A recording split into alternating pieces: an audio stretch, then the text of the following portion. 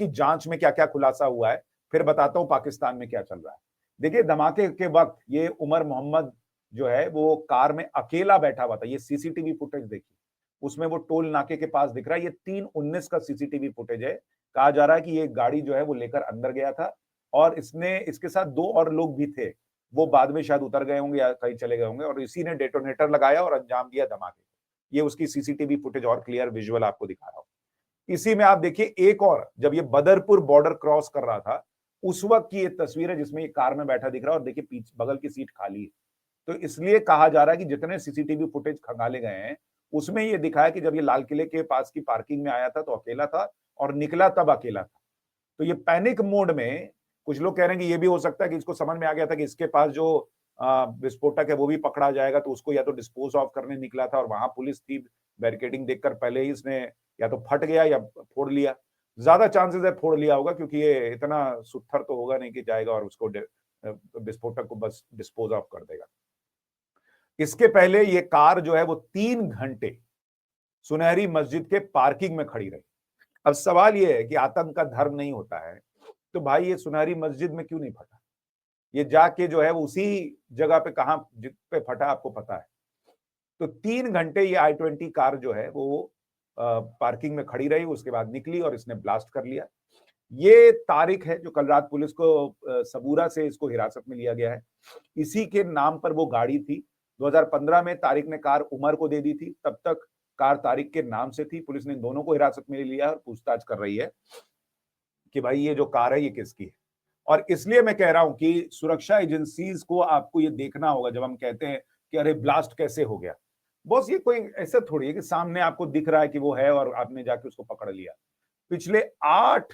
पिछले 30 दिन में 8 ऐसे धमाके जो हो जाते इस देश के अंदर, उनको रोका गया है।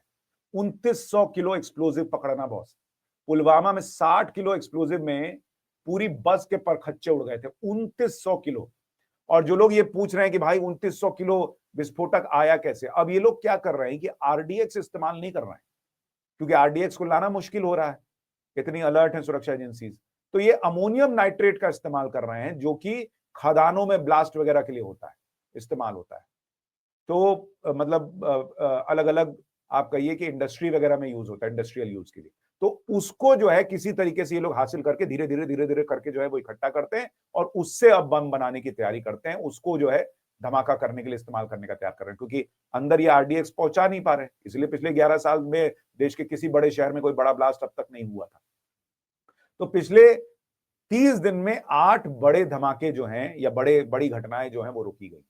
और इसीलिए जब ये कहा जा रहा है कि दिल्ली के पास इसने जो है वो धमाका किया, तो उससे पाकिस्तान पैनिक में। देखिए, बड़ी खबर ये आ रही है कि पाकिस्तान में जो तीनों सेनाएं हैं उनकी एक इमरजेंसी बैठक हुई है और शहबाज शरीफ, एनएसए और डीजी आईएसआई के साथ देर रात पाकिस्तान में बैठकें चली, क्योंकि वहां पैनिक मोड है।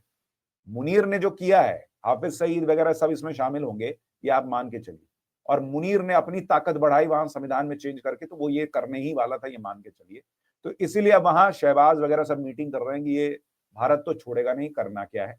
और भारत पाकिस्तान सीमा के अंदर 10 किलोमीटर के भीतर और जम्मू कश्मीर और मणिपुर राज्य में ब्रिटिश सरकार ने अपने लोगों से कहा कि भाई आप यात्रा मत कीजिए, अभी सेफ नहीं है। यानी विदेशी सरकारों को भी पता है कि मोदी छोड़ेंगे नहीं और वहां पर जो है वो स्थिति पाकिस्तान में बुरी होती जाएगी। इसका बदला तो लिया जाएगा, लेकिन भारतीय सुरक्षा एजेंसियां अलर्ट है कि कहीं ऐसी और कोई प्लानिंग तो नहीं है। दिल्ली ब्लास्ट के बाद 11 राज्यों में हाई अलर्ट है। अयोध्या, काशी, मथुरा जो सेंसिटिव जगह है, माता वैष्णो देवी का मंदिर, वहां सब जगह सुरक्षा बढ़ा दी गई है। पब्लिक प्लेस पर पुलिस तैनात कर दी गई है और वहां पर लगातार छानबीन चल रही है। 12 लोगों के, अब मरने वालों का आंकड़ा अभी तक 12 तक पहुंच गया, ये कहा जा रहा है। अलग अलग जो डंप डेटा है पूरे इलाके में, जो वो लाल किले के पास का इलाका है, वहां जितने मोबाइल उस वक्त यूज हो रहे थे उनका डंप डेटा, जो कि कई बार आप ऐसे नहीं देखते हैं, कोई चैट वगैरह डिलीट कर दी, वो सारा मोबाइल वहां पे किस किस का था, किस टावर से कनेक्शन आ रहा था, सारा खोज खाज के पूरे अंदर तक घुसकर जांच की जा रही है कि जब ये ब्लास्ट हुआ तो वहां पर आसपास कोई तो नहीं था जो इनकी मदद कर रहा था, या जिससे चर्चा चल रही थी कि भाई आप गाड़ी निकालो, अब लाओ, ये करो वो करो। मदद करने वाला कौन था? तो जांच बहुत तेजी से आगे बढ़ रही है। एक और आतंकी हमला